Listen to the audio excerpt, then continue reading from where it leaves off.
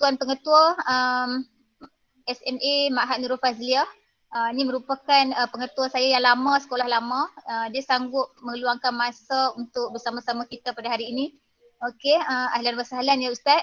Okey, saya rasa saya tak nak cakap banyak, cuma apa yang saya nak cakap kat sini, ini adalah program julung kali yang kita adakan, yang dianjurkan oleh Badan Kaunseling dan Sumur SMA Saadah Diniyah Al-Islamiyah. Yang mana daripada kita ambil ambil hikmah lah daripada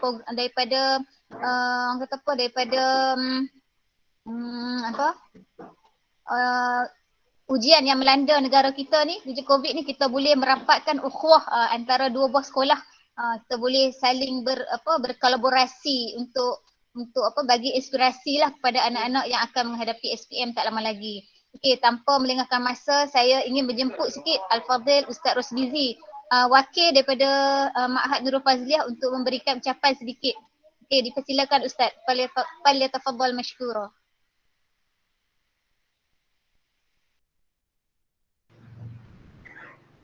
Bismillahirrahmanirrahim. Assalamualaikum warahmatullahi taala wabarakatuh.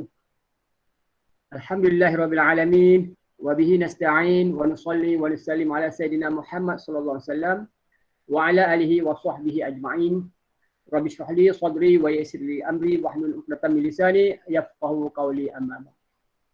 Qala Rasulullah sallallahu fi hadisihi asy-syarif, man salaka tariqan yaltamisu fihi 'ilman sahalallahu bihi tariqan ila al-jannah. Sadaqa Rasulullah sallallahu. Syukran ila ra'isiyatil jisal kiram al-fadilah Ustazah Wan Badriah. Ra'aituki jamilatun fi hadzal masa'. Alhamdulillah. Terima kasih Ustazah. As'adullah masa'akum jami'an fi hadzal waqt fi sihah wal afiyah ma'a usratukum fil bait insyaallah. Nas'alullah ta'ala an yu'ti lana al-maghfirah wa rahmah bi munasibah hadzal al-barnamij al-jamilah insyaallah. Baik. Terima kasih kepada saudari pengacara majlis, sahabat saya Ustazah Wan Badriah. Dah lama tak datang ke Perak ni Ustazah agaknya. Dan yang berusaha guru-guru daripada Alhamdulillah. Ahlan ya tuan pengetua, sahabat Allah masalah khair. Ahlan wa sahlan ya mudir. Ahlan wa sahlan bika ya marhaban bikum. Alhamdulillah. Yang saya menghormati, yang dimuliakan sahabat saya tuan pengetua Sekolah Menengah Agama. Terima kasih ya mudir. Alhamdulillah. Ya, alhamdulillah. Saya nanti lama tak nampak anda. Teruskan. Okay, insyaAllah. Yang besar tuan pengetua SMA Ma'had Darul Saadah ya. Saadah Ad-Diniyah Islamiyah Yan. Puan kaunselor kita, Puan Nur Fatihah daripada SPK Ma'had Nurul Fazliah, dan anak-anak murid ya daripada kedua-dua buah sekolah ya. SPK Ma'had Nurul Fazliah dan juga SMA Saadah Ad-Diniyah Al-Islamiyah Yan ya. Alhamdulillah. Pada petang ini Ustaz bukan nak kacau program ni ya. Saja nak ambil sedikit orang kata sebagai dokumen lah kami untuk pembentangan akan datang lah, untuk sekiranya ada pemantauan sebagainya. TS25 ni dia nak ada kolaborasi dengan pihak-pihak luar lah ya. Jadi saya bersyukur, terima kasih kepada tuan pengetua ya, dan juga barisan AJK Ustazah Wan Badriah dan kaunselor anak-anak murid yang sudi ya, menganjurkan program ini insya-Allah. Di kesempatan ini saya ucapkan syabas dan tahniah kepada semua yang terlibat. Semoga Allah membalas ya, jasa tuan-tuan dan perempuan anak-anak murid sekalian. Baik, di kesempatan petang ini saya nak mengajaklah kepada semua anak-anak murid yang akan menduduki peperiksaan SPM pada tahun ini. Anda semuanya kena yakin, kena kuat ya. You must be strong ya. Untuk menghadapi ujian yang Allah Taala bagi ni ya. Kita tahun lepas ada pengalaman anak-anak murid kita yang menduduki peperiksaan ya, berusaha di rumah belajar sampailah menduduki peperiksaan ya. Jadi saya mengharapkan anda semua anak murid tingkatan 5 kedua buah sekolah jangan putus asa, jangan give up ya, jangan malas ya dalam suasana pandemik sekarang ni ya. Jadi saya tak maulah ya, anak-anak murid yang akan menduduki peperiksaan ini duduk di rumah, dah lama banyak makan, lepak sebagainya.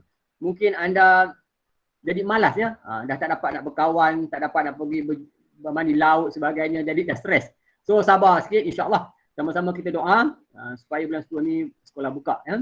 Dan ambillah kesempatan daripada program yang dibuat daripada kedua-dua belah pihak ini, yang mana antara ahli-ahli panel itu saya nampak adalah anak-anak murid yang dah berjaya ya. Jadi anak-anak murid tingkatan 5 tolong ambil dan juga tolong manfaatkanlah peluang yang ada pada petang ini bersama-sama dengan kakak-kakak, abang-abang yang telah berjaya dalam pelajaran. Ya. Jadi tanyalah bagaimana mereka study, bagaimana mereka belajar sebagainya untuk kita amalkan dalam pandemik sekarang yang melanda kita ya. So saya ucapkan terima kasih, selamat maju jaya. Saya doakan kedua-dua sekolah sentiasa cemerlang ya dalam akademik, dan saya mendoakanlah anak-anak di SMA ya, Adiniyah Al-Islamiyah Yan ni dan juga di Nur Fazliah ni menjadi anak-anak yang cemerlang, soleh, solehah dunia dan akhirat insya-Allah ya. Terima kasih kita ada kolaborasi hari ini. Insya-Allah nak dengar tuan pengetua sikit. Ustaz Muhyiddin ya, sahabat Ana ni, ya Allah, orang Kedah. Untuk batas. Okey, assalamualaikum warahmatullahi wabarakatuh. Terima kasih semua. Assalamualaikum warahmatullahi. Terima kasih. Okay. Terima kasih kepada Tuan Pengetua. Dan semoga kolaborasi kita ni menambahkan erat silaturahim kita insya-Allah. Kedua-dua buah sekolah ni akan cemerlang insya-Allah dengan izin Allah. Dan terima kasih kepada Ustazah Wan, kepada kaunselor yang merapatkan hubungan dua buah sekolah ni. Semoga segala yang kita lakukan ini akan diberi keberkatan oleh Allah Subhanahu Wa Taala dan diberi kejayaan dunia dan akhirat. InsyaAllah. Terima kasih. Assalamualaikum warahmatullahi. Okey, tanpa melengahkan masa lagi, saya serahkan majlis ini kepada moderator kita, iaitu saudara Ahmad Daniel Reza daripada SMA, daripada Saadah Diniyah Al-Islamiyah untuk mengkondak majlis pada petang ini. Dengan segala hormatnya saya persilakan.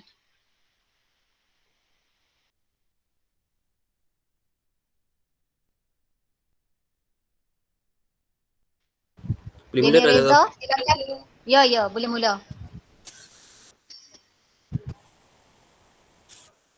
Bismillahirrahmanirrahim. Assalamualaikum warahmatullahi wabarakatuh. Salam ukhuwah, salam kasih sayang dan salam sejahtera diucapkan kepada semua. Yang berusaha, Tuan Pengetua Sekolah Menengah Agama Saadah Al-Diniyah Al-Islamiyah, Encik Muhyiddin bin Zakaria, Tuan Pengetua Ma'had Nurul Fazliah, guru-guru serta adik-adik yang dirahmati Allah sekalian. Bersyukur kita terhadap Allah Subhanahu Wa Taala kerana dengan izin dan limpah kurnianya dapat kita bertemu dalam program Inspirasi SPM bersama pada petang yang berbahagia ini. Sebelum itu, sebelum saya memperkenalkan ahli-ahli panel pada hari ini, eloklah saya menjelaskan secara ringkas tentang objektif program pada hari ini. Program Inspirasi SPM ini diadakan untuk memberikan pencerahan kepada adik-adik dalam menghadapi proses pembelajaran secara atas talian, terutama dalam segi emosi, dan memberikan inspirasi kepada adik-adik di atas kejayaan tokoh-tokoh pelajar yang cemerlang, terutama dalam SPM. Sebelum kita mengupas isi program secara lebih mendalam, mari kita berkenalan dengan dua orang panel kita. Seperti kata peribahasa, tak kenal maka tak cinta. Adik-adik semua jangan risau kerana kita sememangnya tidak asing lagi dengan panel-panel kita pada hari ini. Baiklah, mari kita berkenalan dengan ahli panel pertama yang orangnya nampak pemalu tapi bijak dalam berkata-kata. Muhammad Firdaus bin Izhar. Apa khabar Firdaus? Alhamdulillah, sihat. Untuk pengetahuan adik-adik semua, Firdaus saudara on Firdaus camera. merupakan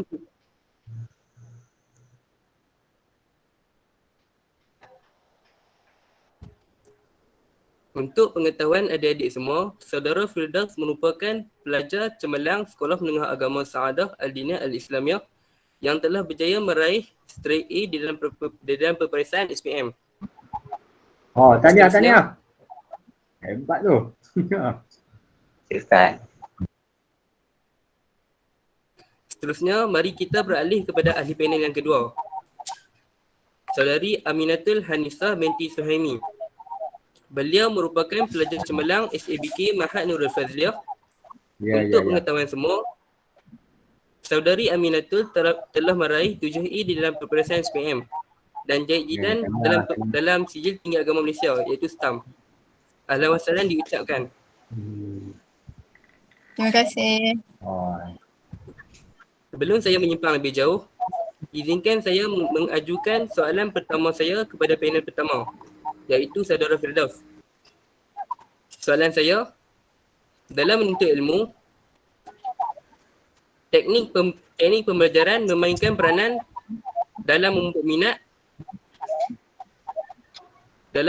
dan kefahaman pelajar terhadap sesuatu yang dipelajari.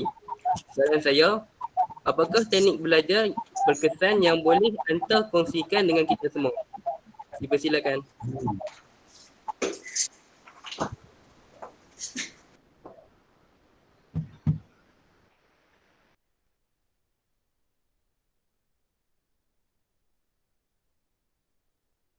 Firdaus? On cam. Voice tak on. Ya. Ustazah boleh dengar? Boleh dengar? Okey, silakan. Okay. Bismillahirrahmanirrahim. Assalamualaikum warahmatullahi wabarakatuh. Alhamdulillahirabbil alamin. Wassalatu wassalamu ala asyrafil anbiya'i wal mursalin wa ala alihi wa sahbihi ajma'in.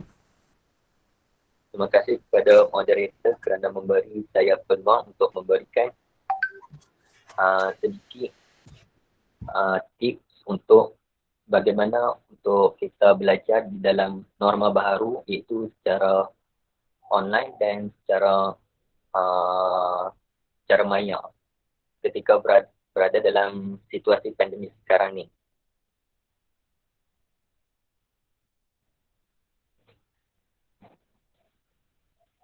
Okey. Teknik saya yang pertama ketika belajar di rumah. Yang pertama, kita kena sediakan jadual belajar. Jadual belajar tu kena sediakan dalam 3 bulan sebelum SPM, kita duduk ke SPM. Okey, dalam jadual tu kita kena bahagikan subjek secara seimbang. Contoh dia daripada pagi sampai ke malam. Ikut flexibility masa yang para pelajar ada.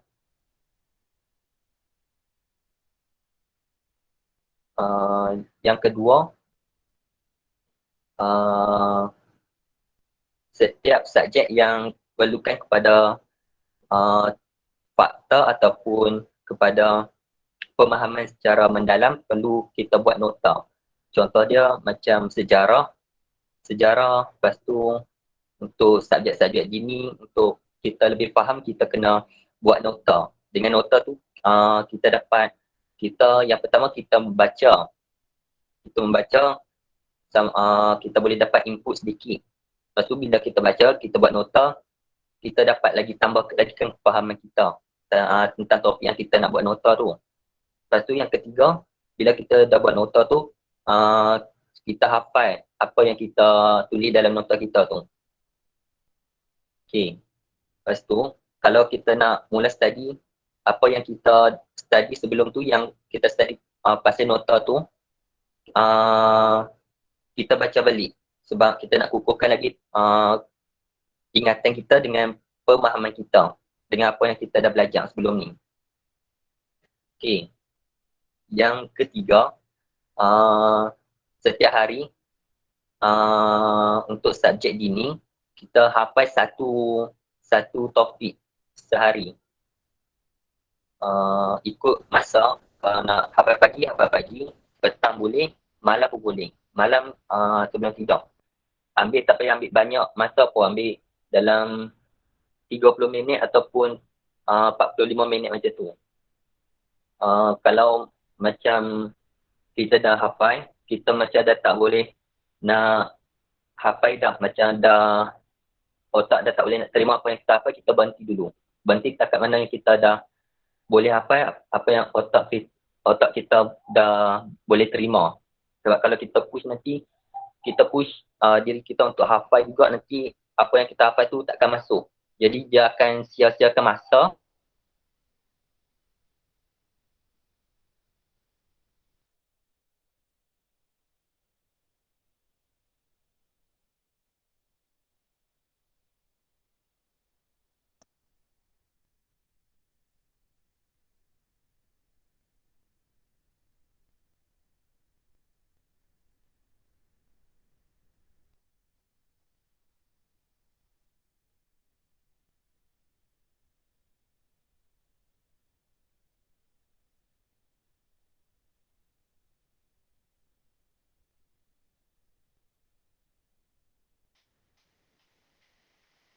Line problem kot. Sejarah, math, buat kertas satu banyak-banyak.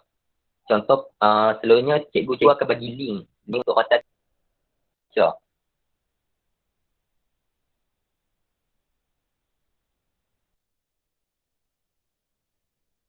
Jadi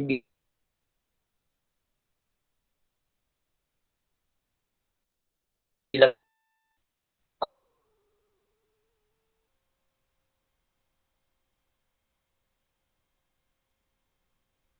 impak, kalau latihan menulis ni, kita cuma menulis je. Menulis sampai kita rasa bosan. Sampai kita rasa bosan nak tulis. Kalau dah rasa bosan nak tulis tu, kita baca je. Baca apa yang kita dah tulis tu. Sebab bila kita baca, kita buat latihan ni, kita melatih otak kita untuk menjana idea dengan lebih cepat, dan yang seterusnya, selain daripada latihan dengan input yang kita dapat daripada sekolah, kita boleh dapatkan daripada sumber lain. Contoh dia YouTube, lepas tu bengkel-bengkel yang cikgu-cikgu ataupun sekolah lain buat melalui virtual communication. Okay. Dekat YouTube tu kan dah banyak dah channel untuk subjek-subjek macam BM, BI, Math. Kita tengok je cara cikgu lain tu ajak dengan cara mereka nak, dengan cara menjawab soalan-soalan. Sebab lain cikgu, lain cara. Kadang-kadang kita tak boleh nak faham cikgu ni ajar. Kalau cikgu lain tu ajar, kita boleh faham. So kita ambil yang mana yang cikgu tu ajar yang kita faham. Okay. Lepas tu, sebelum dalam sebulan ataupun 2 bulan macam tu, akan ada pihak-pihak JPI ataupun sekolah-sekolah lain buat bengkel untuk menjawab soalan. Jadi join je mana-mana bengkel ataupun program yang diadakan tu, untuk kita tambahkan lagi kefahaman tentang subjek tersebut. So, supaya nanti kita taklah jadi macam terkedu bila mana kita bila mana kita berhadapan dengan situasi yang kita tak jangka. Yang seterusnya, hak ni semua orang dah sedia maklum, tapi hak ni mungkin kebanyakan pelajar dia tak boleh nak adapt lagi. Maksud dia bangun awal pagi. Bangun awal pagi ni contoh dalam pukul 4, dalam pukul 5 macam tu, bangun, hafal apa yang kita tertinggal, ataupun itu adalah sesi untuk kita ingat balik, kukuhkan balik penghafalan kita. Lepas tu dalam tempoh tu juga kita kena buatlah solat hajat, solat tahajud, baca Quran. Lepas tu yang terakhir sekali, kita kena banyakkan buat bacaan secara general. Contoh dia daripada internet untuk kita dapatkan idea ataupun maklumat untuk kita buat dalam subjek bahasa ni, sebab subjek bahasa memerlukan kita idea ataupun maklumat yang banyak untuk menghasilkan satu kerja yang dikehendaki. Okey.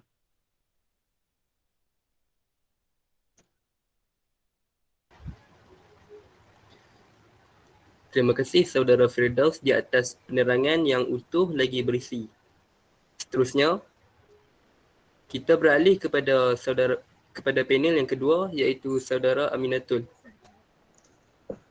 Soalan kedua yang akan saya ajukan kepada saudari. Umumnya, setiap pelajar yang berjaya dalam peperiksaan mempunyai pengalaman belajar yang menarik dan patut dikongsi. Oleh itu, bolehkah anti berkongsi pengalaman belajar saudari kepada adik-adik semua untuk dijadikan motivasi buat mereka? Silakan.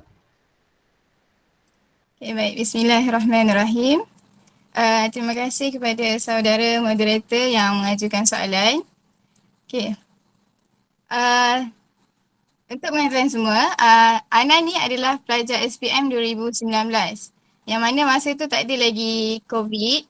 Tak ada lagi duduk kat rumah apa semua kan. Jadi alhamdulillah masa SPM tu Ana memang belajar dekat sekolah. Tak ada belajar secara online apa semua ni kan. Okay. Dan tak dinafikan kalau kita belajar secara bersemuka ni, dia lebih kita akan lebih faham. Kita akan lebih senang nak terima apa yang kita belajar berbanding dengan dalam online.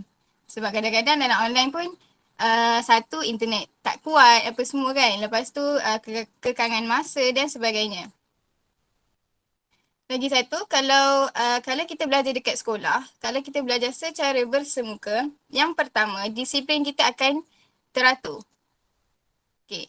Sebab apa saya cakap disiplin kita akan teratur? Satu, sebab kalau kat sekolah, kalau dekat asrama terutamanya yang kat asrama, dia akan terbiasa untuk bangun awal. Dalam pukul 4.30 ke pukul 4 macam tu, dah bangun dah untuk kebiasaannya sekolah agama dia akan bangun and dia mandi, lepas tu dia akan buat solat sunat dan baca Quran dan seterusnya akan study. Sebenarnya study waktu pagi ni sangat-sangatlah bagus, lagi-lagi untuk subjek yang menghafal. Sebagai contohnya subjek dini lah kan. Okay. Itu macam waktu SPM dulu pun saya buat macam tu juga. Dan masa di STAM pun saya buat macam tu juga. Dekat STAM ni lagi lah, dia sangat-sangatlah kena disiplin sebab mostly subjek saya tu bahasa Arab. Semua bahasa Arab. Tak ada satu pun bahasa Melayu ke bahasa Inggeris, semua bahasa Arab. Dan nak tak nak memang kena paksa juga diri untuk bangun awal pagi. Dan waktu awal pagi itulah saya akan hafal. Okay. Selain itu juga, saya juga ada pengalaman belajar secara atas talian waktu STAM. Iaitu waktu STAM lah kan. Waktu STAM pun saya pernah juga belajar secara atas talian. Dan belajar atas talian ni bukanlah satu perkara yang mudah lah kan. Sebab kita pun satu kalau kat rumah kita akan terkejar-kejar masa dengan kerja rumah. Lepas tu dengan kerja sekolah yang cikgu bagi pula kan. Okay. Apa yang saya buat bila kelas online ni, satu, saya bangun awal juga. Sama juga macam dekat sekolah. Saya bangun awal juga. Sebelum subuh tu memang dah bersihkan diri apa semua sebab kalau kita mandi lepas subuh, dia tak jalan, kerja kita tak jalan. Kalau kita mandi lepas subuh memang kerja tak jalan. Tu bagi saya lah. Okay. Lepas tu, lepas subuh jangan pernah tidur. Saya tahu Kebanyakannya mesti akan tidur lepas subuh.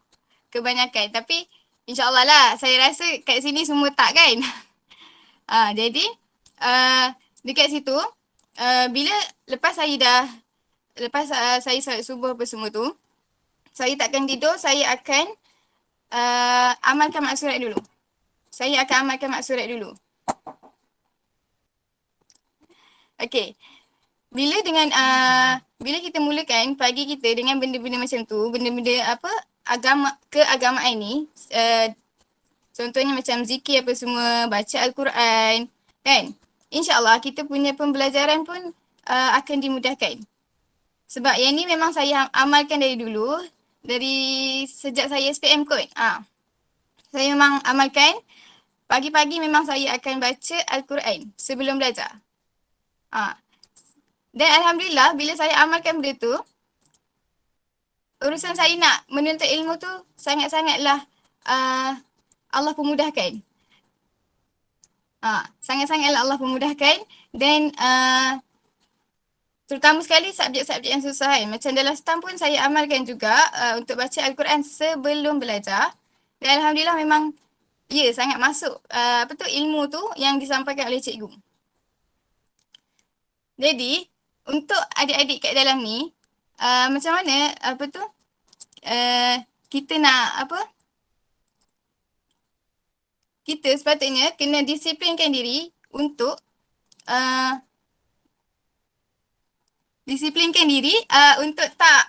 untuk tak buang masa. Antum semua kena pandai bagi masa lah. Memang anda tahu kat rumah lagi-lagi kalau perempuan dia kena, satu dia kena sidai kain, kena basuh baju apa semua, kena basuh pinggan. Jadi memang tak dinafikan, memang kat rumah memang pack sangat. Masa dia memang sangat pack dengan kerja rumah dan juga kerja sekolah kan. Jadi nak tak nak, salah satu caranya antum boleh juga beritahu dekat mak ayah yang antum ada kelas. Lepas tu antum boleh juga bagi tahu yang tak apa, nanti lepas ni boleh buat macam tu kan. Dan saya memang tak nafikan belajar secara online ni memang susah. Dan saya juga ada pengalaman belajar secara online. Dan saya memang tak pernah nak nafikan benda tu. And macam yang saudara Firdaus tadi cakap, kita kena buat jadual. So betul lah, kat rumah pun, even kat rumah pun kita kena buat jadual. Tak kisahlah, mungkin kalau siapa yang tak suka jenis buat jadual, yang siapa yang tak suka berpandukan jadual, mungkin korang boleh buat jadual tu setiap hari. Sebab memang akan ada juga orang yang jenis tak suka berjadual, tak suka buat jadual, kan? Tapi nak tak nak korang kena juga paksa diri untuk buat jadual, even buat je jadual setiap hari. Maksudnya macam nak rancang kan, hari ni aku nak buat ni, hari ni nak belajar ni, hari ni pukul berapa ni kena ada kelas, kena siapkan kerja sekolah, macam tu. Jadi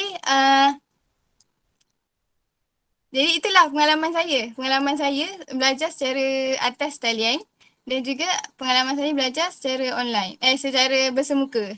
Dan secara bersemuka tu sangat-sangatlah lagi efektif lah, lagi berkesan lah daripada online sebenarnya. Tapi tak apa, antum jangan risau. Cikgu-cikgu dah sedaya upaya untuk bantu antum, untuk majukan diri antum supaya antum berjaya dalam SPM. Tak ada satu cikgu pun yang tak nak anak murid dia tak berjaya, kan? Itu sahaja daripada Ana. Saya serahkan kembali kepada moderator.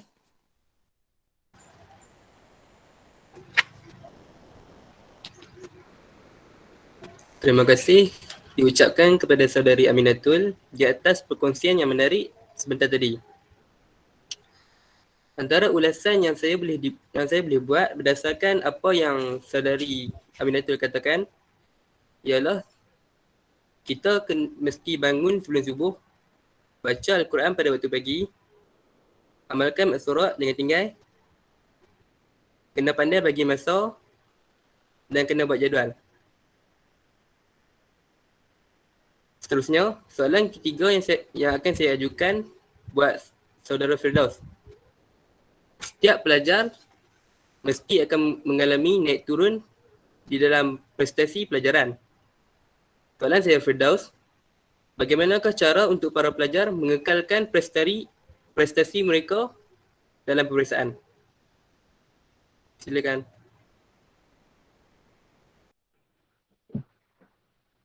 Okay, terima kasih kepada moderator. Okay, yang pertama sekali kita kena hadirkan dalam diri kita ni supaya jangan letakkan diri kita ni dalam comfort zone. Contohnya kalau kita dapat keputusan yang terbaik dalam satu peperiksaan ni ataupun dalam satu subjek ni, jangan kita rasa hak tu dah cukup. Sebab nanti kalau kita dah rasa yang tu dah cukup, kita akan hadirkan rasa macam tak mau dah belajar ataupun tak mau nak improvekan diri kita untuk pergi ke peringkat yang lebih, untuk mendapatkan yang lebih baik daripada yang kita dapat sekarang ni. Jadi kalau kita dah rasa macam tu, nanti motivation dalam diri kita akan down. Nanti akan rasa macam sombong, rasa macam aku ni dah pandai dah dapat dah A+, dah dapat dah A. Jadi nak buat apa lagi nak belajar? Biar duduk kat takut lama. Kita dalam hidup ni tak perlu, kita kena sentiasa improvekan diri kita dan tinggalkan tampuk lama tu berubah ke tampuk baru. Jangan rasa macam apa yang kita dah ada sekarang ni adalah lebih baik. Sedangkan apa yang kita usaha, kalau kita usaha lagi, kita akan dapat lebih baik daripada yang sekarang ni. Okay, saya pun dulu macam tu juga. Bila dah rasa macam okay, setakat ni je kot, boleh dah kot, tak payah nak struggle dah, subjek ni dah boleh dapat A+, dah boleh dapat A. Tapi ada satu masa tu saya main-main dalam satu subjek ni, saya main-main, bila dapat result tu agak terkilan sebab C, saya dapat C daripada tak pernah dapat C subjek tu, tak pernah dapat C ataupun B. Last sekali dalam subjek tu, dalam satu peperiksaan ni saya dapat C. Jadi apa yang saya buat, saya teruskan usaha sampai saya boleh untuk dapatkan balik grade yang saya pernah dapat sebelum ni. Jadi alhamdulillah, dengan berkat saya tak letakkan diri saya dalam comfort zone dah, jadi saya dapat kembalikan semula grade saya tu. Lepas tu yang kedua, sentiasa buat macam sentiasa lihat ni, contoh dia sentiasa lihat perkembangan dalam setiap subjek tu. Contohnya ataupun letak target untuk kita capai peperiksaan yang seterusnya. Bila kita ada target tu, jadi kita tak rasalah macam usaha kita sekarang ni dah cukup. Sebab kalau kita rasa usaha kita ni dah cukup, jadi target tu takkan sampai bila-bila kalau kita ada sikap macam tu. Jadi bila kita ada target, kita akan usaha untuk capai ke target yang kita nakkan tu. Jadi bila kita dah usaha, kita bergerak seiring dengan target yang kita letakkan tu, insyaAllah target itu akan automatik akan kita dapat. Okay, rasanya macam tu saja untuk cara untuk kekalkan prestasi akademik. Okay, saya kembalikan semula kepada moderator. Terima kasih.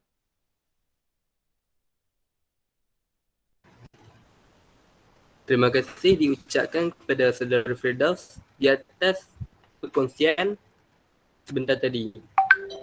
Seterusnya, soalan yang akan saya ajukan,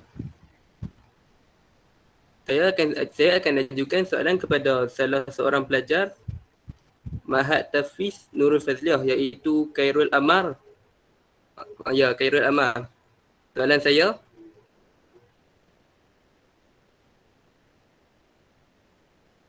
semasa pandemik COVID-19, banyak pelajar menghadapi masalah terutama dari segi emosi, masa dan fizikal. Soalan saya, bolehkah saudara berkongsi bagaimana saudara menghadapi masalah belajar semasa pandemik COVID-19 ini? Dipersilakan saudara Khairul Amar.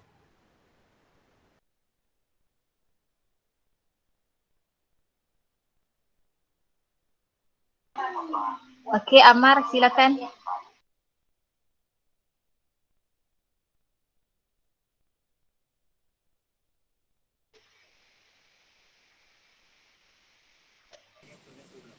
Apa Khairul soalan tadi? Amar.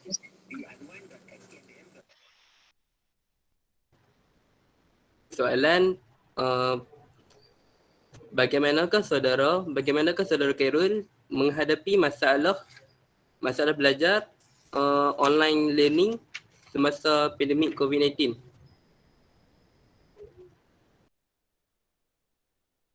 Dipersilakan.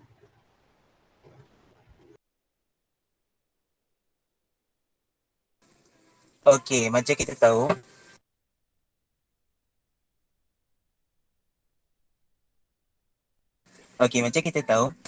sekarang ni kita menghadapi masalah yang besar iaitu kita PDPR. Maksudnya kita semua belajar melalui kat rumah. Memang kadang-kadang kita rasa macam down ataupun kita rasa macam Allahu Akbar. Banyaklah cabaran yang kita kena hadapi. Okey, salah satu cara yang bagi Amal lah nak untuk kita improve diri kita, sebab kita kena ingat kita ni walaupun sesuatu benda itu datang, kita mesti melalui benda tu. Maksud kita kena tempuhi juga. Tak kisahlah kita bersemuka ke PDPR secara online di rumah ke, maksudnya kita kena tempuh juga benda tu. Sebab benda tu dah ditakdirkan akan berlaku. Maksud kita kena hadap je.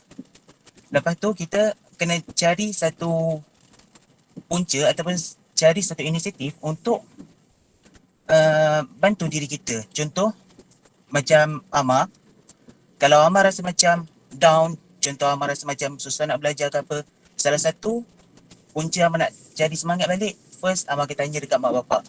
Maksudnya tanya pendapat mereka, semangat minta semangat mereka. Yang kedua pula, Amar akan selalu mesej dengan kawan-kawan yang rapat dengan Amar. Maksudnya Amar akan tanya pendapat mereka, suruh mereka motivasikan diri Amar sendiri. Itu salah satu untuk kita tingkatkan balik kita punya semangat. Sebab dalam pembelajaran ni kita kena ada satu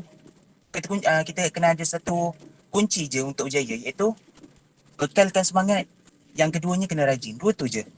Kalau ada dua-dua benda ni, datanglah 1000 alasan ke 1000 cabaran ke, kita boleh tempuhinya. Itu saja.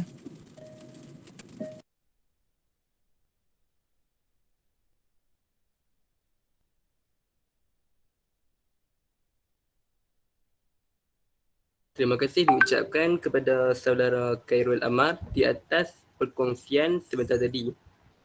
Seterusnya, saya akan mengajukan soalan ini kepada panel kedua, saudari Aminatul.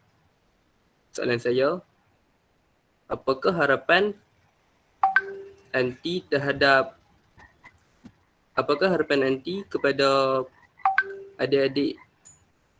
adik-adik yang menyertai program ini, terutamanya yang akan menghadapi peperiksaan SPM?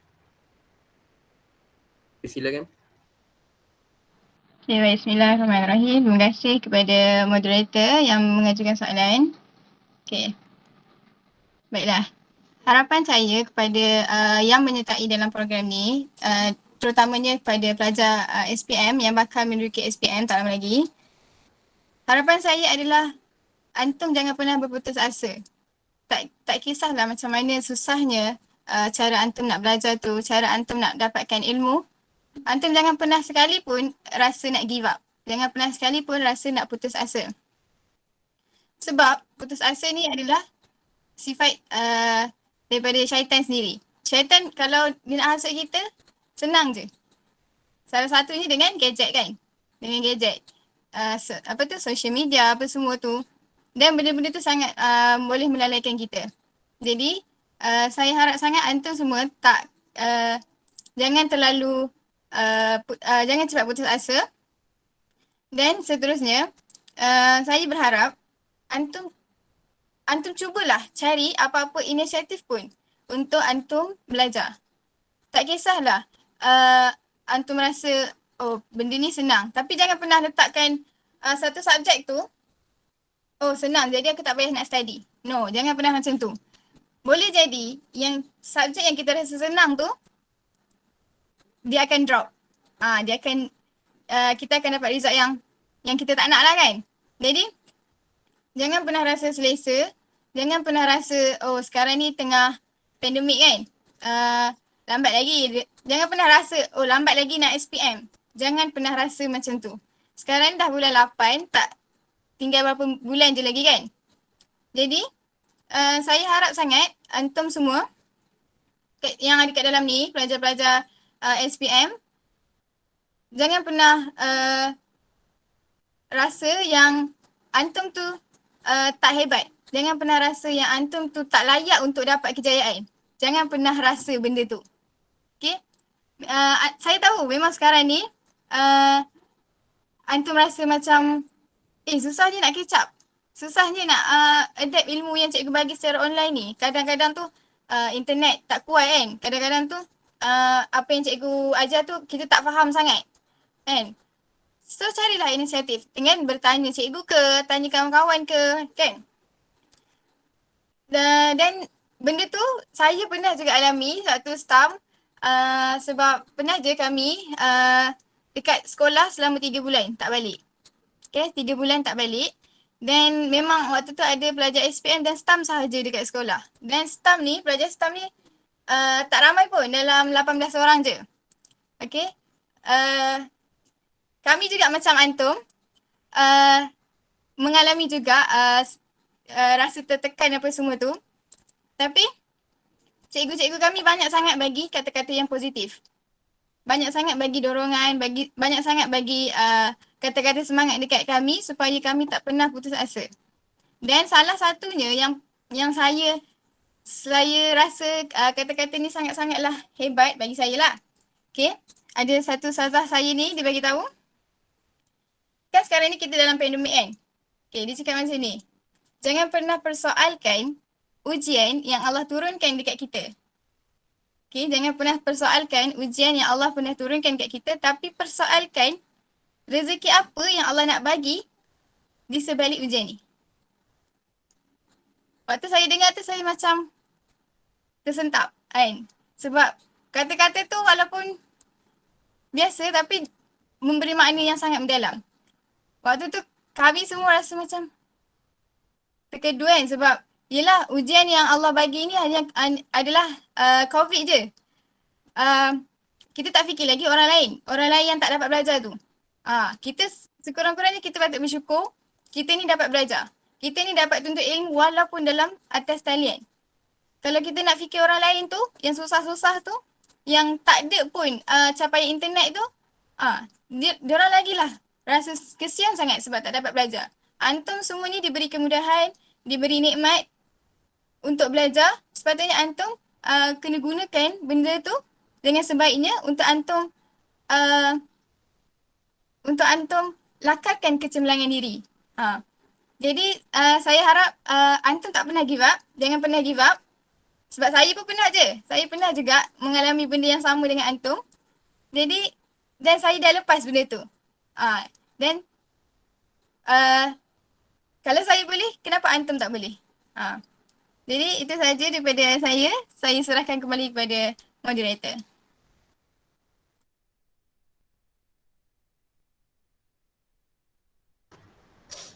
Syukran diucapkan kepada saudari di atas nasihat yang diberikan sebentar tadi.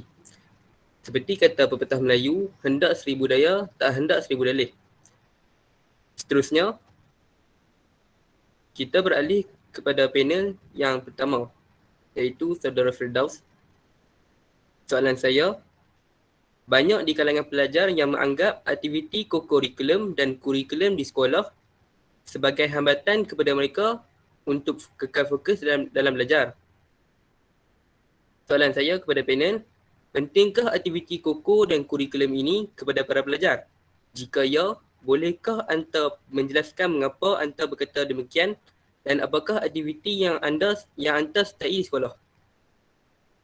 Dipersilakan. Okey, terima kasih kepada moderator. Apa yang boleh saya katakan, aktiviti co-curriculum dan kurikulum tu sangat penting sebab dia termasuk dalam selalu cikgu-cikgu selalu tekankan, okey masuk aktiviti ni dapat markah nanti, sebab cikgu-cikgu nak bantu bila kita ni dah lepas SPM, kita nak masuk sesuatu institusi awam ataupun swasta, dia perlukan sokongan daripada aktiviti koko tu untuk kita sebagai markah PAJSK tu yang tu lah markah di mana semua aktiviti curriculum kita markah tu dikumpulkan dalam PAJSK tu. Jadi dia sebagai satu peluang lah untuk siapa yang aktif dalam co-curriculum. Dan untuk siapa yang aktif dalam co-curriculum, dia tak bermaksud kurikulum ataupun akademik dia kena tinggal. Kita kena pandai bagi masa. Okay, contoh kalau belah siang dia libatkan dalam co-curriculum. Bila waktu malam, kita kena kita kena study pula. Walaupun tenaga kita dah habis digunakan, dah habis guna dalam waktu siang tu, waktu malam tu tak payah ambil masa yang lama pun. Ambil masa sikit je untuk study. Bacalah dalam satu muka surat ke, dua muka surat ke. Janji kita study juga, bagi ada input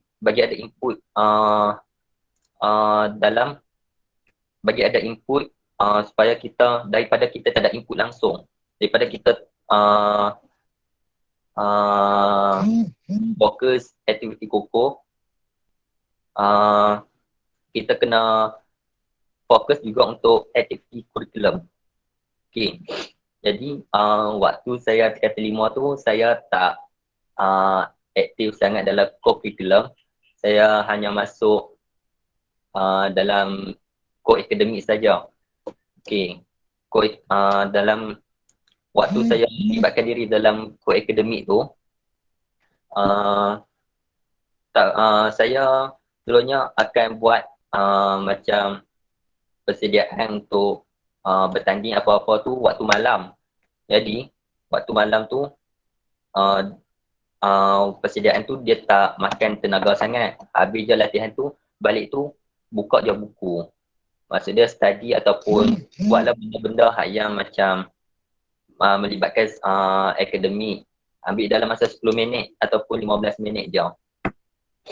Okay. Lepas tu saya ada satu pengalaman ni. Ada kawan saya ni, dia ni memang aktif sangat. Dia aktif dalam kurikulum pun dia aktif.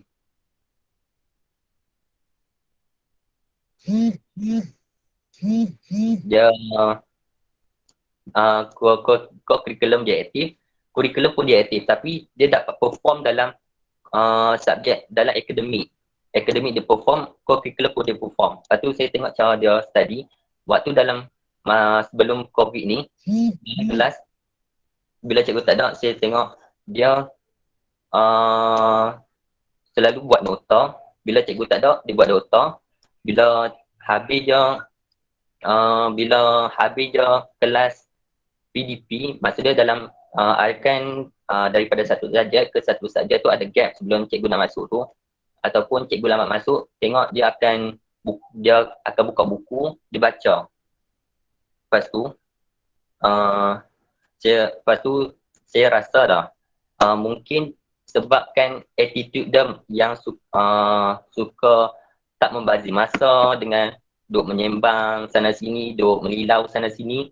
Mungkin itu ada satu asbab kenapa dia boleh berjaya dengan dalam akademik dan co-curriculum. Dan co-curriculum pun dia sangat aktif sangat-sangat. Dan saya sebagai kawan dia, saya sangat respect dengan dia lah. Sebab tak semua orang boleh seimbangkan kurikulum dan akademik secara dengan baik. Dan kalau kita tengok dekat luar pun banyak je yang pelajar cemerlang yang kurikulum dengan kurikulum dia seimbang. Okey, itu saja saya kembali. Saya serahkan semula kepada moderator.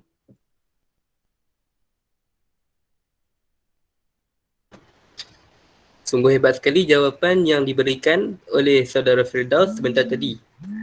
Di sini dapat saya simpulkan bahawa aktiviti koko dan kurikulum di sekolah bukan sahaja dapat menjukil bakat pelajar, malah dapat mengharumkan imej sekolah di peringkat yang lebih tinggi. Soalan terakhir ini akan saya ajukan kepada kedua-dua panel. Soalannya ialah, bolehkah anta dan anti berkongsi perancangan masa depan dan kerjaya sebagai motivasi adik-adik semua selepas tamat SPM?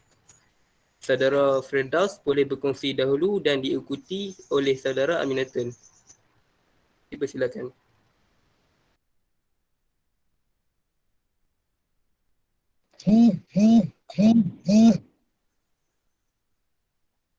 Moderator boleh ulang sekali lagi soalan? Soalan saya, bolehkah anta dan anti berkongsi perancangan masa depan dan kerjaya untuk dijadikan motivasi kepada adik-adik semua selepas tamat SPM? Okay, bismillah. Okay, alhamdulillah. Selepas saya habis SPM ni, saya meneruskan pelajaran dalam aliran STAM. Dalam aliran STAM. Okay, insyaAllah dengan berkat usaha saya dengan guru-guru STAM yang lain, saya akan terus berusaha untuk mencapai cita-cita saya sebagai untuk mencapai cita-cita saya yang selama ini yang saya idamkan, dan akan dapat terus melanjutkan pelajaran saya ke peringkat yang lebih tinggi. Okey, itu saja. Saudari Aminatul boleh berkongsi?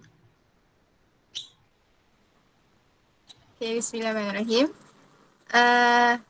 Okay, saya berkongsi start daripada SPM. Okay, masa SPM, saya memang dah rancang dah nak ambil STAM sebab STAM ni adalah salah satu pembelajaran yang shortcut lah, 1 tahun kan. Tapi ikut pada antum lah nak sambung pada mana kan. Sebab saya memang minat ke arah situ, ke arah STAM tu. Dan antum memang kena merancang daripada sekarang. Antum nak belajar dekat mana, nak sambung dalam bidang apa, dan nanti bila dah habis belajar, antum nak kerja sebagai apa kan. Okay. Sekarang ni antum memang dekat rumah, so memang antum beruntung sebab antum memang didedahkan dengan pelbagai maklumat tentang kos yang antum boleh sambung nanti kan, ataupun kejayaan apa yang antum boleh kejayaan apa yang antum nak, dan untuk capai kepada kejayaan tu antum kena lalui apa. Okay. Masa SPM dulu saya memang rancang untuk STAM. Tak fikir benda lain pun, tak fikir pun nak masuk U ke apa, memang saya rancang untuk STAM. Dan saya fikir untuk STAM tu sebab salah satunya saya nak belajar luar negara. Sebab tu saya ambil STAM. Okay. Lepas tu, bila dah ambil STAM pun semua, dah settle apa semua kan, settle STAM. Alhamdulillah, ni impian saya memang tercapai, alhamdulillah, nak belajar ke luar negara. Sebenarnya ambil STAM ni adalah untuk meluluskan seseorang tu belajar dekat Mesir. Dekat Mesir ni, kalau tak ada STAM, sijil STAM dia susah sikit nak masuk. Tapi saya tak ambil Mesir, saya minta Jordan. Dan alhamdulillah saya dapat, dan sekarang ni tengah tunggu keputusan. surat tawaran secara official daripada KPT.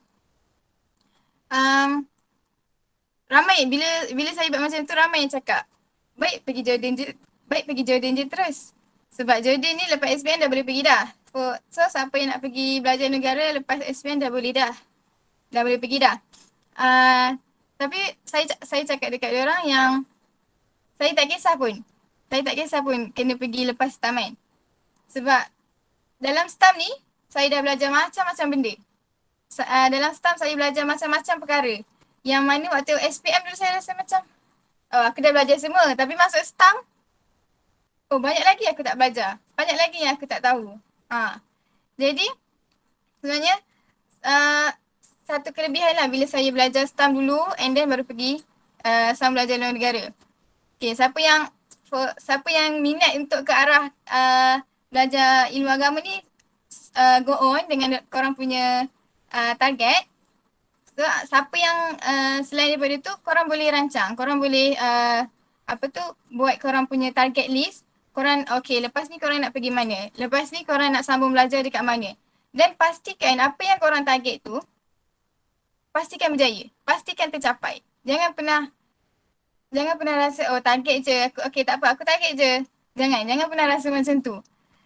Tolong, kalau korang nak target tu, tolong bagi sampai dapat. Macam saya, memang saya target nak STAM, memang saya dah habis STAM. Dan saya memang target nak ambil belajar luar negara dan saya insyaAllah akan belajar luar negara. Jadi, untuk antum semua, pastikan antum memang kena target tu biar betul-betul sampai jadi. Jangan separuh jalan, jangan rasa macam, alah aku target je ni, tak dapat kot. Macam tu. Jangan pernah rasa macam tu. Saya tahu antum boleh, saya tahu antum orang yang hebat, antum orang yang sangat-sangat hebat sebenarnya sebab antum belajar dalam keadaan yang pandemik macam ni, sangat-sangatlah struggle jugalah kan nak belajar secara online ni kan. Jadi antum jangan pernah sia-siakan waktu antum. Jadi itu sahaja daripada saya serahkan kembali kepada moderator.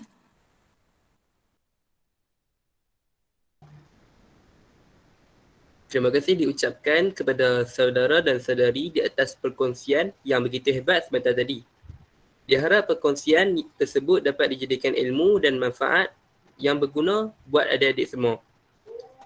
Seterusnya, saya teruskan program kita dengan sesi soal jawab bersama panel. Guru-guru dan adik-adik semua boleh bertanyakan soalan atau kemusykilan kepada para panel secara langsung atau boleh type di komen supaya saya boleh sampaikan kepada mereka.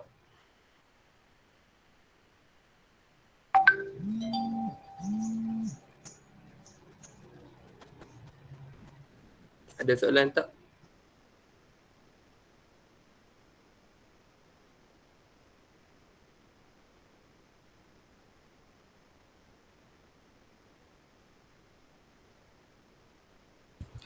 Assalamualaikum. Boleh dengar suara cikgu dah, dia Reza? Boleh cikgu. Okey. Cikgu ada soalan di sini kepada kedua-dua panel iaitu Firdaus dan Aminatul Hanisah. Okey, tak kisahlah yang mana dulu dan jawab.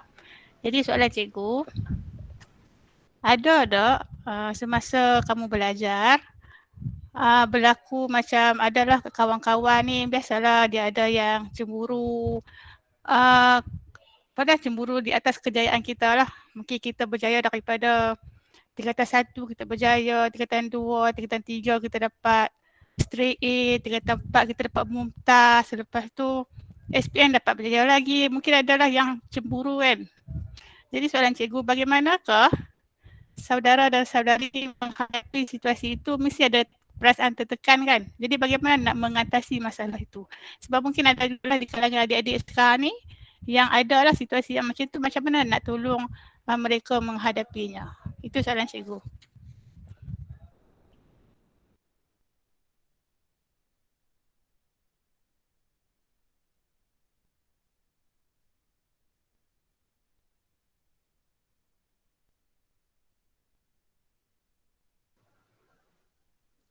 Okay, bismillah, saya mula dulu.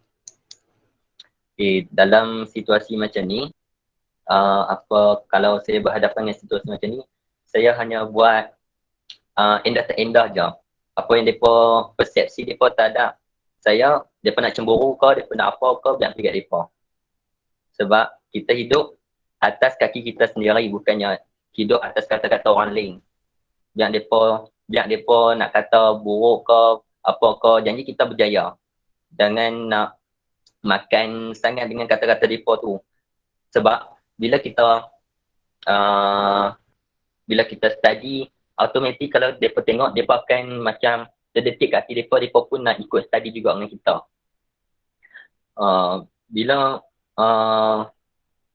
Bila jadi macam tu, tiap-tiap langsung kita dah tarik minat mereka, dah tarik perhatian mereka untuk study sekali dengan kita.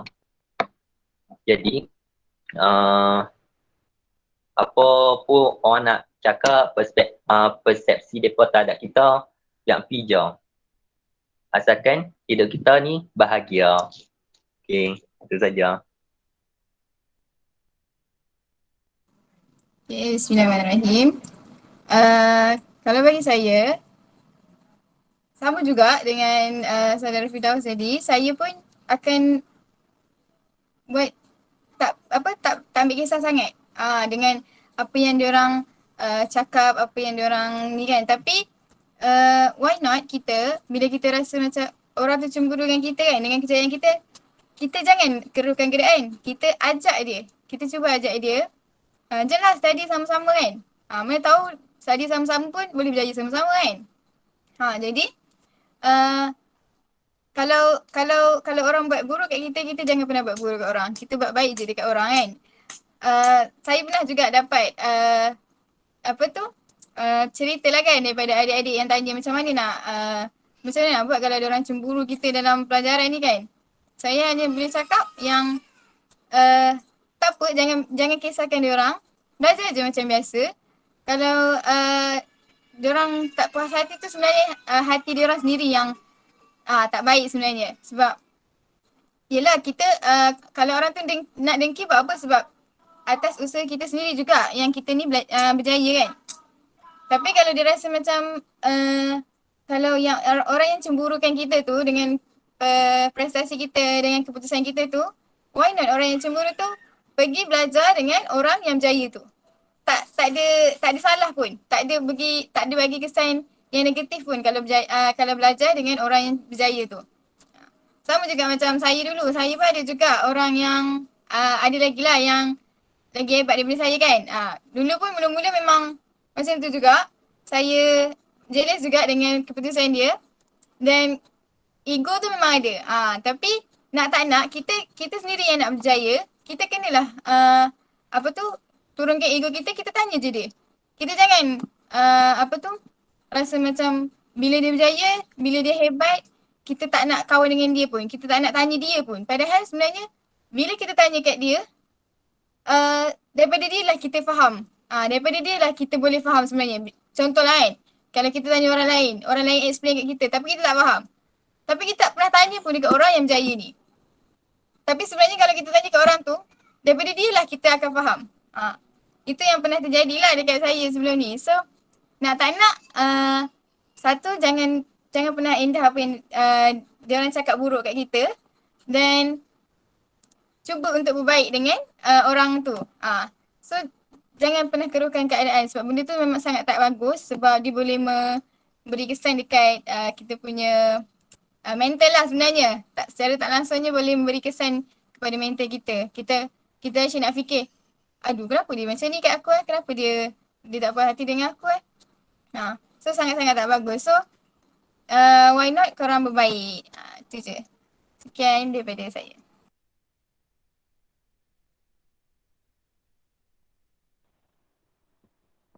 Assalamualaikum. Assalamualaikum. Waalaikumsalam warahmatullahi. Boleh jelas suara saya? Ya, jelas. Cikgu nak minta, ada satu permintaan. Boleh tak kedua-dua ahli panel kongsikan perasaan semasa dapat result SPM yang cemerlang tu, untuk kita share apa perasaan pelajar cemerlang ni. Boleh tak kongsikan suasana semasa hari keputusan tu?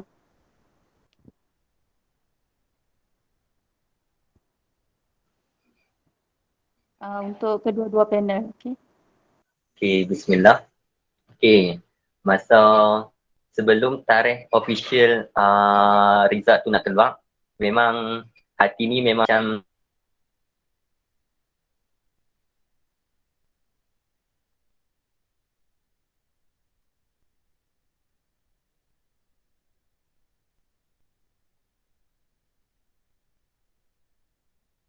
Firdaus? Tak ingat.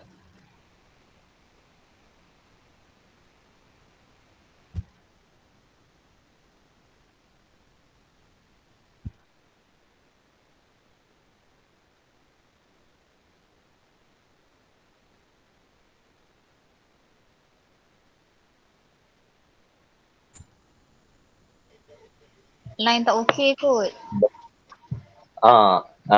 sorry tadi line terputus. Okay, saya sambung. Boleh. Lepas tu hati memang tak sedap lah. Asal macam time jawab itu macam jawab halal-balai sebab apa yang ada certain subjek tu, apa yang kita baca tu memang totally tak masuk. Yang masuk hanya 5% ke 10% macam tu jadi masuk. Jadi bila ada kabar angin yang kata macam ada satu tarikh tu tak tahu yang kata tarikh tu tarikh bohong. Lepas tu dah macam dalam sokmed semua dah pakai heboh dah pasal tarikh tu, semua pakai. Saya pun macam-macam berdebat. Lepas tu saya chat dengan cikgu, dengan seorang cikgu Syida. Tanya, cikgu betul ke tarikh ni? Lepas tu cikgu kata tak betul, siapa yang bagi? Lepas tu sebab dah heboh dah dalam sokmed. Lepas tu cikgu tak apa, tunggu bagi official date daripada KPM. Lepas tu duduk dalam seminggu dua macam tu, tiba-tiba ada kawan buat status kata yang official date tu dah announce oleh menteri kementerian dan menteri pendidikan. Lepas tu try buka ni link yang dia bagi tu, ya memang betul. Lepas tu malam sebelum malam yang esoknya tu tarikh keluarnya result tu memang dah tak sedap duduk dah. Lepas tu pi sana tak kena, pi sini pun tak kena, duduk sana pun tak kena, nak tidur pun macam tidur ayam, macam tak lena lah tidur. Sebab rasa macam target tu macam takkan sampai sebab ada 3 subjek yang macam rasa macam tak dapat kot target ni. Dah tu malam tu ataupun malam sebelum tarikh tu kot chat dengan Cikgu Syida lagi. Lepas tu cikgu kata banyakkanlah berdoa, lepas tu solat hajat. Lepas tu dah chat tu rasa macam lega lah sikit. Lepas tu hari tu pagi tu memang dah siap dah. Memang dah siap awal, bersihkan diri awal-awal tu, tunggu depan laptop, masuk kelas PDP dulu. Masuk kelas tu, lepas tu dalam pukul 9.30 tu dah memang dah siap sedia dah. Dah buka dah web untuk result tu. Lepas tu dah buat countdown semua dalam stage tu, tengok penuh orang dah buat countdown result nak keluar. Lepas tu dah sampai pukul 10 tu tak buka lagi sebab rasa macam tak mau buka lah, takut sebab rasa nervous tu masih ada lagi. Lepas tu dah buka tu memang menjangkaui apa yang saya jangka lah sebelum ni. Sebab dalam hidup saya tak pernah dapat result sebaik tu. Bagi saya lah sebaik yang terbaik dari hidup saya lah, result saya tu. So saya panggil mak, kata mak tengok ni, lepas tu mak pun main sini, lepas tu mak kata, lepas tu adalah macam rasa sebab sikit lah sebab tak sangka dapat result macam tu. Lepas tu lepas tu family member pun semua supportive, katanya. Lepas tu dah lepas dapat result tu dah lega dah lah, masuk kelas pun dah dengan senang hati. Itu saja.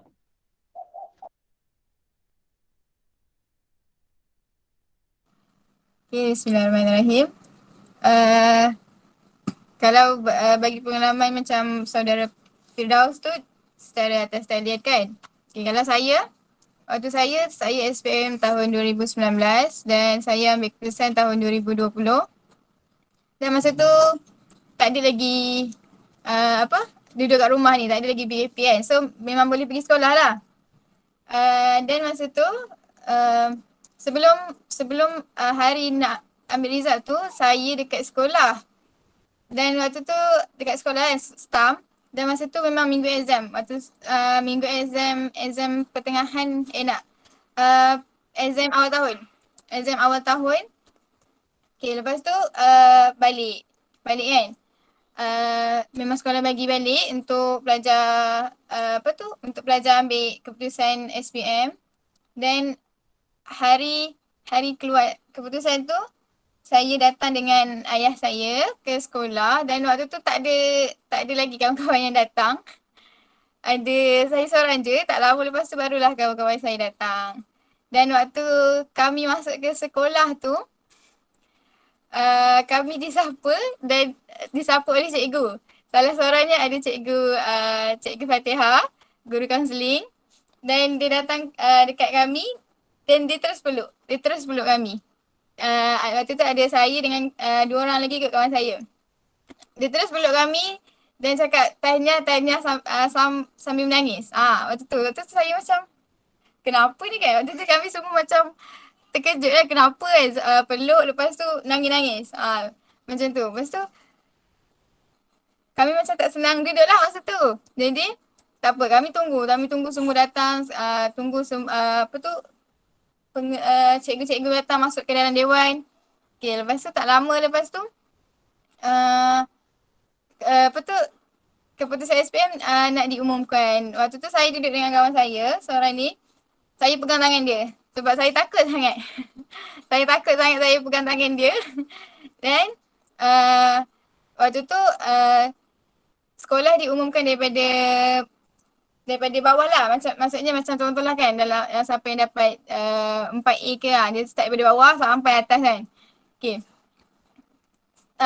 Bila sampai dekat yang 7A tu, saya tak sangka pula nama saya disebut. Saya sangat-sangat tak sangka sebab memang selama ni memang saya target tinggi, tapi saya macam tak yakin sangat dengan target saya tu. Sebab SPM ni bukanlah satu exam yang mudah lah bagi saya. Dia mencabar juga dan saya sangat tak sangka bila saya dapat keputusan tu. Bila saya ambil result tu, ayah saya kat situ terkejut dengan keputusan saya. Dan ayah saya memang banggalah dengan keputusan saya kan, sebab tak kisahlah walaupun saya tak dapat full straight A, tapi ayah saya dah bangga dah dengan keputusan saya. Sebab selama ni pun memang saya big dengan abang saya. Kalau apa-apa exam pun memang saya akan compare kan dengan abang saya. Dan abang saya adalah salah seorang pembakar semangat saya lah untuk exam kan. Tak kisahlah exam apa, UPSR ke, PT3 ke, SPM ke.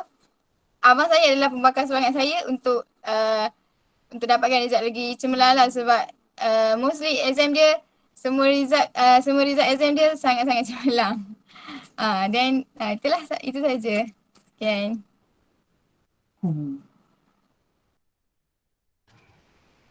Terima kasih saudari Aminatul dan saudara Firdaus. Seterusnya ada soalan daripada Wan Wardatul Farhan. soalan dia ke Hanisah, saya nak tanya, limit masa study waktu malam bagi Kak Nisah sampai waktu berapa? And apa subjek yang sesuai waktu malam yang Kak Nisah amalkan? Sekian. Saudari Aminatul boleh. Okay, bismillahirrahmanirrahim. Untuk menjawab soalan Wardah, okay. Untuk malam, kalau waktu, saya ambil waktu SPM lah. Kalau waktu STAM dia lain sikit. Okay, kalau waktu SPM, kalau waktu SPM, dekat sekolah memang dah ditetapkan kan waktu prep dia. So macam dalam 2 jam macam tu lah kan. Dalam 2 jam macam tu dah cukup dah sebenarnya. Tapi okey je kalau nak lebih daripada tu kan. Dan untuk malam ni, kalau saya akan lebihkan kepada subjek menghafal. Subjek menghafal. Subjek menghafal macam subjek dini lah kan. Subjek syariah, usuluddin. Lepas tu kalau tak pun boleh je kalau buat latihan macam matematik ke, ikut kepada diri sendiri. Kadang-kadang tu saya buat ikut mood kan, ikut mood. Okay, malam ni rasa macam tak semangat nak hafal, saya akan buat kerja sekolah yang macam kira-kira ke ataupun benda-benda yang tak perlu menghafal kan. Kalau malam tu memang saya ada mood nak hafal, memang saya akan hafal. Tapi kalau untuk hafal, jangan pernah push. Kalau rasa macam hafal tapi banyak kali tak dapat, jangan pernah push. Stop je dulu, hafal tu buat subjek lain. Sebab pernah sekali kawan saya tu, dia hafal waktu malam. Memang waktu tu memang kami semua prep tu, menghafal. Dan dia hafal tapi tak masuk. Hafal tapi tak masuk. Dia terlalu push sampai kan dia menangis. Lepas tu ustaz kami ni cakap, dah lah tu, jangan hafal. Jangan hafal, pergi tidur je. Macam tu. So sebenarnya kalau ikut daripada sendiri, ikut kepada diri sendiri sama ada malam tu nak fokus pada subjek yang menghafal ataupun tak. Ikut kepada kemampuan diri sendiri. Kalau peruntukan masa tu dalam 2 jam macam tu dah okey dah sebenarnya.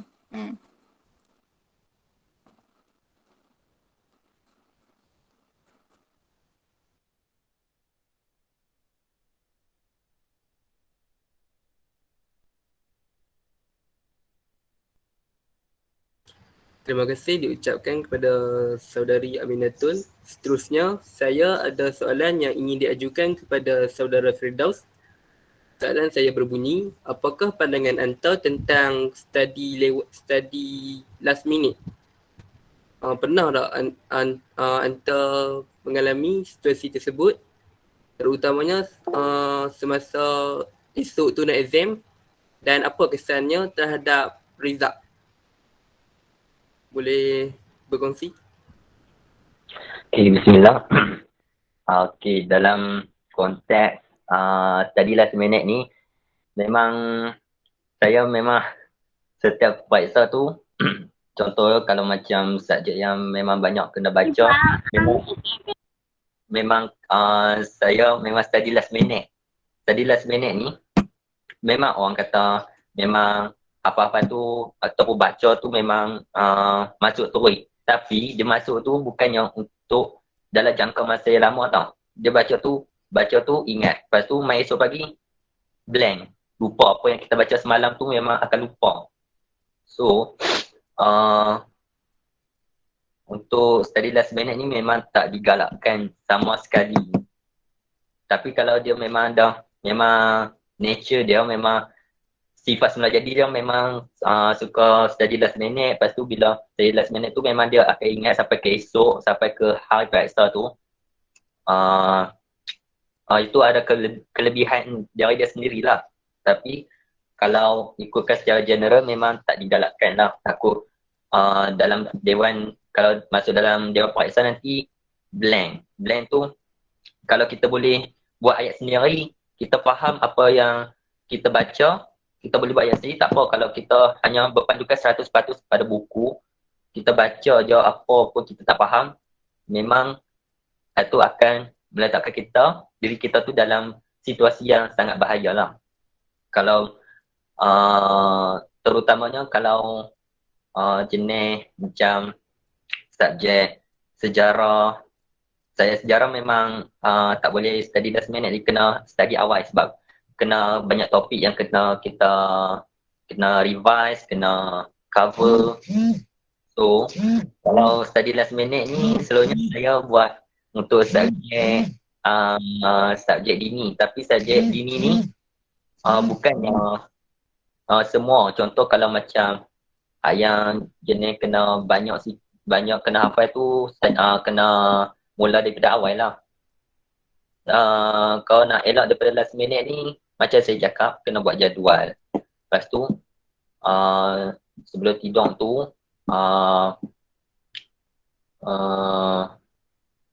buka buku, hafal. Dia memang kalau study last minute ni, dia takkan efek markah pun. Kalau bagi yang kalau dah boleh dah lah last minute tu dah macam jadi habit dia. Tapi kalau kita teruskan habit untuk study last minute ni memang membahayakan diri dan membahayakan result kita. Okay, itu je. Sekian. Terima kasih diucapkan kepada Saudara Firdaus. Seterusnya ada soalan daripada Siti Nur Afini binti Abdul Latif. Dia tanya, macam mana nak bahagi masa buat homework dengan study? Soalan ni dua-dua panel boleh bagi tahu. Silakan.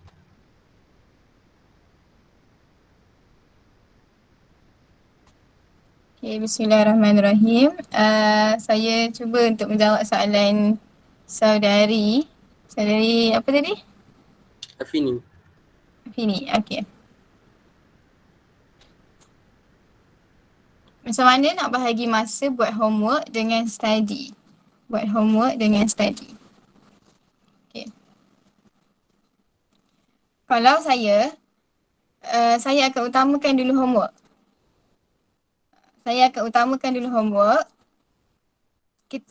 Bila kita ada homework, kita buat je dulu homework.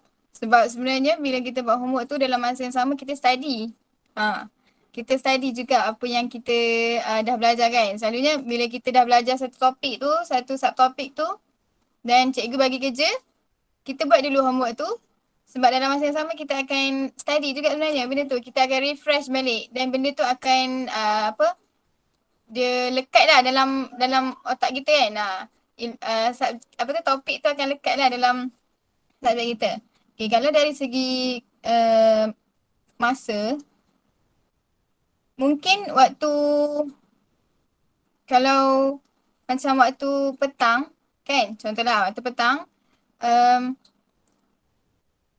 kita kan, antum kan ada je subjek yang kena hafal kan. Okay, waktu petang tak digalakkan sangat sebenarnya nak hafal. Tapi kalau siapa yang boleh, boleh lah. So siapa yang tak boleh tu, waktu tu lah korang boleh buat nota. Waktu tu korang boleh buat nota.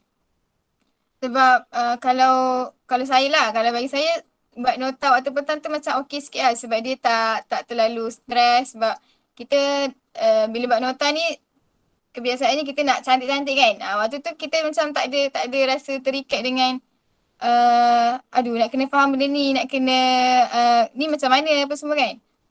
So bagi saya waktu petang macam kalau tak ada apa-apa tu boleh buat nota waktu tu. Dan homework tu boleh buat waktu malam.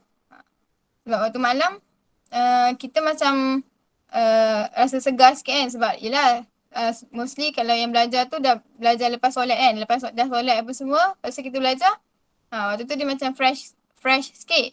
So waktu tu otak kita pun bergerak. Otak kita pun macam berfungsi lah kan untuk kita jawab soalan-soalan homework apa semua tu. So macam tu lah.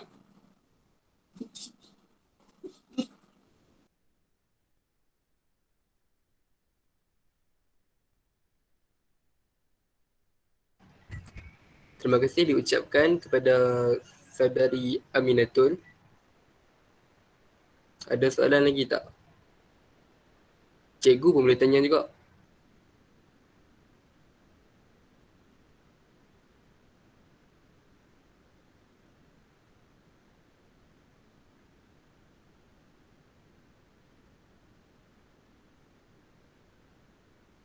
Kalau tak ada,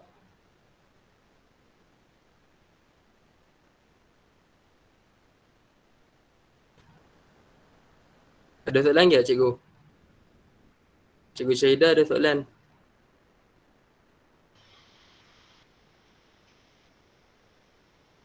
Kok ada soalan lagi nak tanya kah, boleh ajukan?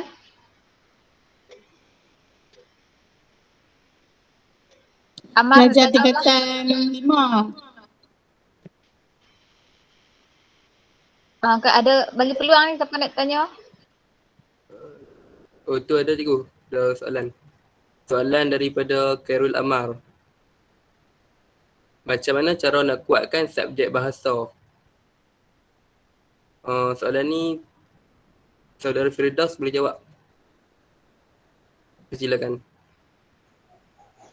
Okay. Bismillah, terima kasih kepada saudara yang mengajukan soalan. Subjek bahasa ni dia adalah subjek yang boleh dikatakan sangat sangat mencabar lah, sebab bila kita bila datang dalam konteks bahasa ni, dia bukannya ambil masa yang singkat, dalam masa seminggu, 2 minggu dah boleh kuasai bahasa. Dia ambil masa yang agak lama untuk kuasai bahasa ni. Okay, apa yang boleh saya share untuk untuk tingkatkan prestasi dalam subjek bahasa ni, hanya kita kena banyak baca saja. Subjek BM dengan BI, bahasa Arab. Bahasa Arab tu sudah maklum lah, sebab subjek dini memang dalam bahasa Arab. Jadi dengan subjek dini tu kita dah boleh improve kita punya bahasa Arab, Lughat Arabiah. Dalam BI dengan BM ni kena banyak baca. BM kena banyak baca karangan. BI ada banyak cara kita boleh improve, antaranya dengan baca general daripada internet, baca jurnal. Kalau yang suka baca tu dia akan baca novel. Kalau jenis yang tak suka baca, dengan kaedah melalui perantaraan hiburan pun boleh. Contoh dia dengar lagu-lagu Inggeris, lagu-lagu yang mempunyai unsur-unsur yang baiklah. Lepas tu tengok movie kena jangan pasang subtitle yang BM, pasang subtitle Inggeris. Okay. Lepas tu kita kena banyak banyak tulis karangan. Bila tulis karangan ni, kita latih otak kita untuk janakan idea. Bila kita dah baca, kita buat past year paper, lepas tu kita tulis, kita sebenarnya melatih otak kita untuk berfikir. Sebab untuk berfikir dalam jangka masa yang pendek, dengan masa yang dalam sejam setengah, dalam sejam 45 tu, memang nak buat satu karangan yang berperenggan banyak tu memang tak cukup. Jadi apa yang kita perlu buat, kena banyakkan menulis. Kalau BI jangan buat ayat yang terlalu kompleks. Contoh dia, buat ayat yang simple-simple saja. Kita kena jaga pemakahan daripada grammar. Grammar tu adalah satu contribute mark yang sangat tinggi. Bila kita jaga grammar tu, yang vocab tu kita boleh cambah dari masa ke masa. Cuma dia kena ambil masa yang lama lah untuk ingat vocab tu. Apa yang penting, kita kena jaga grammar, lepas tu buat latihan, itu saja. Okay, itu saja. Terima kasih diucapkan kepada saudara Firdaus. Soalan tu mungkin jadi soalan yang terakhir untuk program kita pada petang ini. Syukran jazilan saya ucapkan kepada para panel di atas perkongsian dan hadirin kerana sudi meluangkan masa dalam program pada hari ini. Apa yang saya dapat rumuskan dalam program ini ialah tidak mudah bagi kita untuk berjaya, namun dengan usaha yang berterusan, sesuatu yang mustahil pun akan menjadi kenyataan.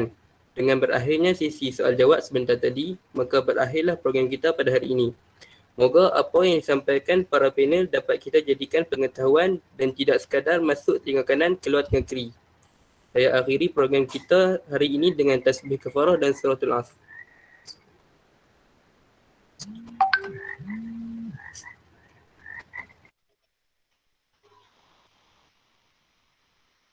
Cikgu Solah, ada nak cakap apa-apa tak Cikgu Solah? Cikgu Ya. Solah ya, ada nak cakap apa-apa tak last? Ya, nampak tak? On kamera Cikgu Solah? Nampak tak? Tak nampak. Tak nampak saya? Nampak. Nampak dah ha? Nampak ni? Kalau kata tertutup ke terputus-putus suara tu mungkin lain sajalah. Sebab untuk makluman pelajar-pelajar di Perak sana daripada sekolah menengah agama Ma'had Nurul Nazliah. Sebelah Kedah ni, sebahagian Kedah ni alami masalah talian internet yang kurang memuaskan lah sejak kebelakangan ni. Rintitan daripada masalah yang terkesan dengan banjir kilat yang berlaku baru ni lah. Okey, saya cuma nak ucapkan terima kasih. Terima kasih kepada Ustazah Wan bagi peluang. Alhamdulillah program kolaborasi SPM kita hari ini berlangsung dengan baik. Tahniah saya ucapkan kepada kedua-dua ahli panel di atas kecemerlangan dan juga pelajar-pelajar lepasan SPM daripada kedua-dua sekolah, dan diharapkan pelajar-pelajar yang sertai program ini dapat manfaat untuk diguna pakai pengalaman, perkongsian teknik-teknik yang saya rasa teknik belajar yang hebat daripada panel-panel kita. Dan juga insya-Allah semua cikgu ada bersama-sama dengan anak-anak semua dan doakan kejayaan untuk semua. Dan yang penting siapa yang usaha dia yang dapat, insya-Allah. Okey, yang tu saja. Okey, Cikgu Syahidah, kau nak cakap apakah? Cikgu. Ada tak? Cikgu Syahidah ke, Cikgu Fatihah ke nak cakap? Okey, terima kasih Ustazah Wan di atas peluang yang diberikan. Cikgu mengucapkan jutaan terima kasihlah kepada ahli panel dan juga moderator yang telah memberikan tips-tips berharga. Okay, mereka adalah insan yang sangat hebat. Tiga-tiga ni, Dini Reza pun adalah pelajar cemerlang Peroleh 9A di dalam peperiksaan yang lalu. Tahniah cikgu ucapkan, mereka adalah anak yang baik. Mereka bukan sahaja cemerlang dari segi akademik, tapi mereka mempunyai kecemerlangan juga dalam saksiah mereka, adab. So seperti yang cikgu selalu beritahu kamu lah, kita nak belajar akademik ni juga kita perlu jaga hubungan kita dengan Allah, dengan ibu bapa kita, dengan guru-guru kita. Yang tu kita kena jaga. Sebab hubungan yang baik itu juga akan membawa keberkatan di mana ilmu tu mudah untuk masuk ke dalam jiwa kita. Belajar kan al-ilmu nurun.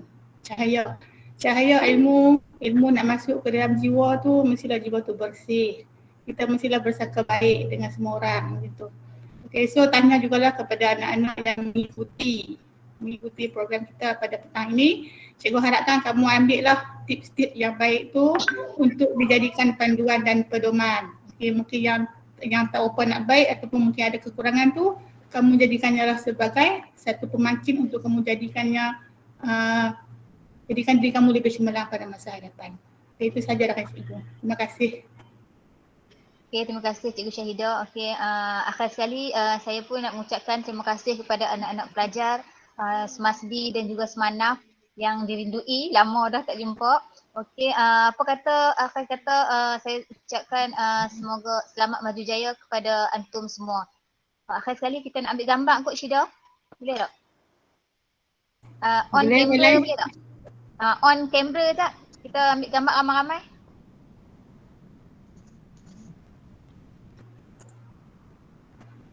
Nak buat dokumentasi.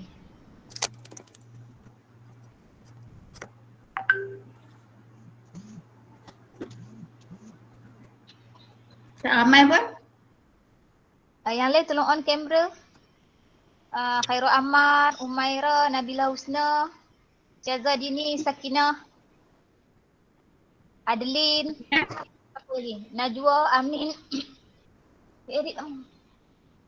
Cepat on nak. Cikgu ambil lah. Okey lah, 1, 2, 3 senyum. Alright. Fidah baru on.